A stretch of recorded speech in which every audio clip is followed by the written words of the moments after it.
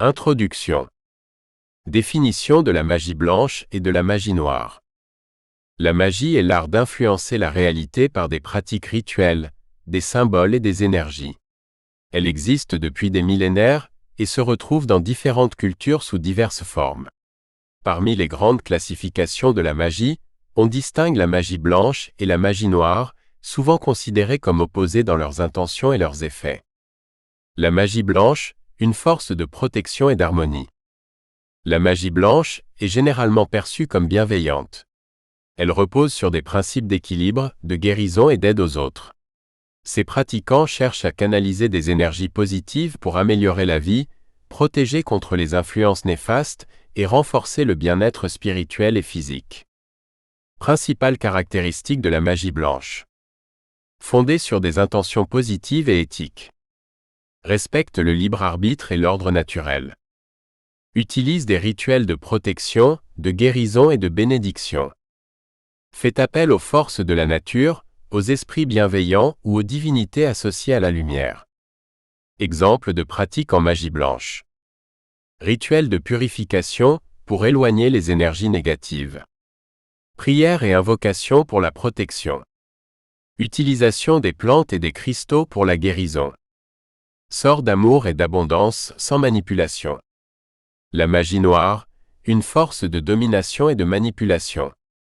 La magie noire est souvent associée à des intentions égoïstes ou destructrices. Elle est utilisée pour influencer, nuire ou obtenir un avantage personnel en transgressant certaines règles éthiques. Elle peut inclure des pratiques de manipulation énergétique, d'invocation d'entités puissantes et de rituels visant à altérer le cours naturel des choses. Principales caractéristiques de la magie noire.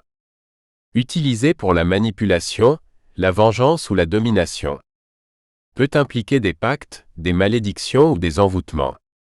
Fonctionne avec des énergies plus sombres, souvent en rupture avec l'ordre naturel. Peut avoir des conséquences imprévues, notamment pour le praticien. Exemple de pratique en magie noire. Sort de malédiction ou d'attaque psychique. Manipulation des émotions ou de la volonté d'autrui. Invocation d'entités puissantes pour obtenir des faveurs. Pactes et sacrifices rituels. Une limite floue entre magie blanche et magie noire. La distinction entre magie blanche et magie noire repose en grande partie sur l'intention du praticien. Un même rituel peut être considéré comme bénéfique ou néfaste selon la manière dont il est utilisé. Par exemple, un sort d'amour peut être vu comme une magie blanche s'il vise à attirer l'amour de manière naturelle, mais il devient magie noire s'il cherche à contraindre une personne à aimer contre son gré. En fin de compte, la magie n'est qu'un outil, c'est la manière dont elle est employée qui détermine sa nature. Certains occultistes affirment même qu'il n'existe pas de magie intrinsèquement blanche ou noire, mais seulement des pratiques influencées par l'éthique de celui qui les utilise. Origine historique et culturelle.